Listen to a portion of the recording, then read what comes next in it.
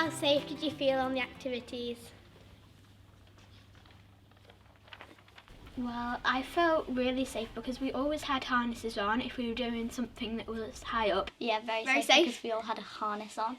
And the helmets. Well, I don't know about you two, but it was the support from the ground and the instructors always told us and showed us how safe it was. 1 check, 2 check, 3 check, 4 check, 5 check, and we were just like being checked. Yeah, and they knotted it like 10 times. Yeah, which is it's really safe. When we went to do the abseiling, when we went up, I just thought there would just be a few ropes, and I didn't really feel that safe. But as soon as I got up there, and there was the ropes and all the elastic, and the whole bridge was just covered in safety ropes and carabiners and knots, and I felt really, really safe. All of our friends were making sure that the ropes were pulled tight, so if we fell, nothing bad would happen. It must have been so hard training to tie all those like knots. If you didn't feel safe, the instructors made you feel safe. Must be like shoelaces. You have to spend like lots of practice trying to get on the I know, knots right? correct. What did you get up to in the evenings? Well, we slept. That was fun. Well, we did quite a lot of stuff at night in the evenings. The night walk, which was funny, a night GPS. line, GPS, and yeah, that was fun. And And when we did that full Orienteering. orienteering, yeah. one evening we had like a onesie party where we got in our onesies and we went downstairs in like this living room bit, and we just had a disco. What was the funniest moment during the week? Craig or something told us to do a wheelie in the canoe. So I was like right at the edge of the canoe. We were like doing a wheelie when I fell off the back. Did you? We've had a few, but ours was probably when we were feeding the chickens, and then me and Max thought it would be a good idea to like throw with the bucket. Me and Freddie were supposed to be feeding them, and we were pouring all the food in, and then we accidentally threw the bucket over, and it nearly hit a chicken. Oh, no. Kermit the Frog versus Jamie Oliver. After the abseiling, we had our own play. It was very weird. Well, we were canoeing, and we were meant to go back our heads in the water off the canoe. And Emily did that, and while she was doing that, a fish, jumped out of the water, and it made me jump out my skin. Do your Kermit the Frog impression? I didn't do it, it was Max. My funniest moment was in abseiling, because I was a bit too light to kind of do it, so I dangled there for a bit and just looked down at everyone, and everyone was like, "Oh, come on, what are you doing?" Do your Jamie Oliver I impression? don't remember how to do it. I have a really small teddy bear, and I think he's called Lamborghini. And we kept throwing him around, and I think Demir threw him into the bathroom. And Joseph tried throwing him out. It hit the door and fell in the toilet. Stan the dog. Well, Stan the dog. Stan's a dog. Stan. Oh, Stan the dog. Stan. He's the man. He was a sheepdog, black and white, and he's really friendly. He's really old and he's not really shy. He was going to turn 13, and teenagers are usually quite moody, but he wasn't moody. And he would love if you just threw a stick. He'll be your friend forever then. Because everyone likes a little stroke of Stan. He loved following us around when we were doing different activities. He was really interested in the zip line. He enjoyed crate climbing. It would be funny, like when a crate fell down, he'd be like, He is a saviour as well, not for our group, but another group. Oh, and Stan helped Mrs. Wilson's group. I was at the start with the GPS. And then we found Stan. And then the GPS broke. Well, I don't think It didn't break. It's It's just, like I we didn't know forgot how how to to work it. we got completely lost and ended up being an hour late. Stan came along and he started just going in front and he just led the way. And Stan the dog was helping us through most of the time. He was kind of leading us the way. It's like a fairy tale. Yeah. I don't know how we knew, but he leaded us out. Advice for people coming to Peat Rigg. Don't worry about anything. You'll have the best time ever. Try everything. Yeah. Do all the activities, because if you didn't, you'll regret it. Experience it to the full. Just go for it.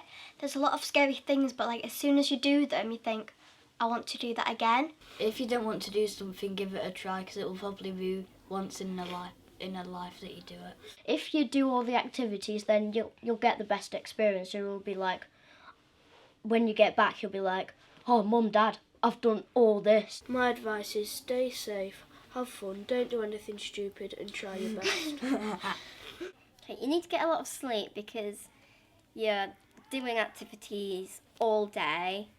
You need your rest, and you won't want to miss out on anything because you're tired. Eat a lot. It's because you really need the energy to be able to like conquer fears and like do all the activities. If there's a teammate who doesn't want to do it, just like kind of encourage them to do it, and like when you're in your dorms and stuff, like just like have a really good time with everybody and be friends with everyone, because it's like argue. yeah. And don't worry if you don't feel safe. You're very, very safe. There's loads of ropes and carabiners and there's lots of leaders.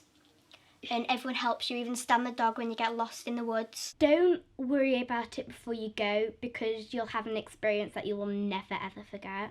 And you just forget about your mum and dad. What have you done differently since being at Peat Rigg? I was like a bit scared of heights and the dark on the, like when I first went to Peat Rigg, but now I'm seriously not scared of anything. I think I've challenged myself a lot more. I've been a little bit more adventurous because it teaches you sort of it shows you your adventurous side. When I was little, I never really used to like the dark, but I like the dark now. Well, I fractured my arm a couple of weeks ago and I went to the hospital to get it x-rayed. I'm definitely more confident with stuff. And if I didn't go to Peat Rigg, I would have been crying, but I didn't cry because Peat Rigg kind of helped me to be more strong. And I've been a bit better with heights with all the abseiling and zip lining.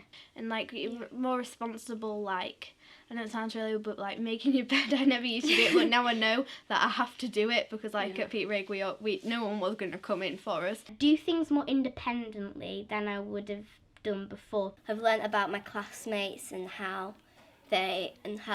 what they're good at. I made like new friends, like some people who I don't really talk to were in my group, so I talk to them a lot more. I've tried more food and I can also now go upstairs without my mum having to go upstairs and turning the light on. Because I conquered my fear of the dark.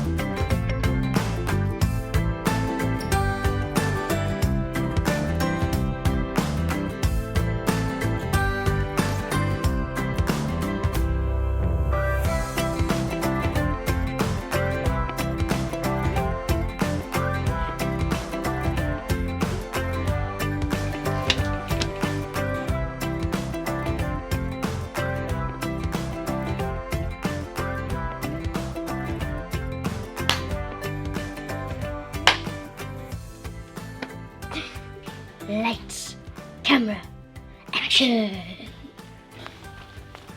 How did you feel on the activities? Safe.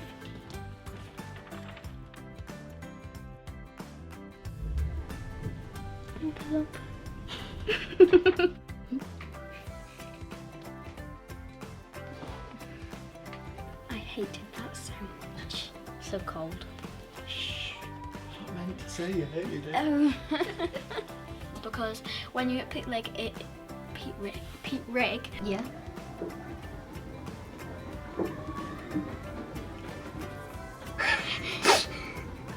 can you not leave that in, by the way? When I said Peat Rigg. Anyway.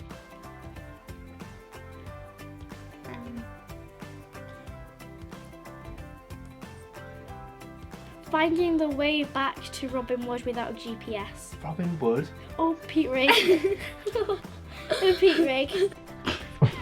You're full on for the looking in. Oh, look, your fingers cracking. Yeah.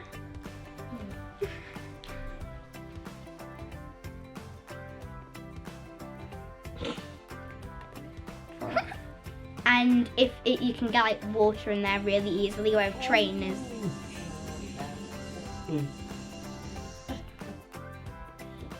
Right.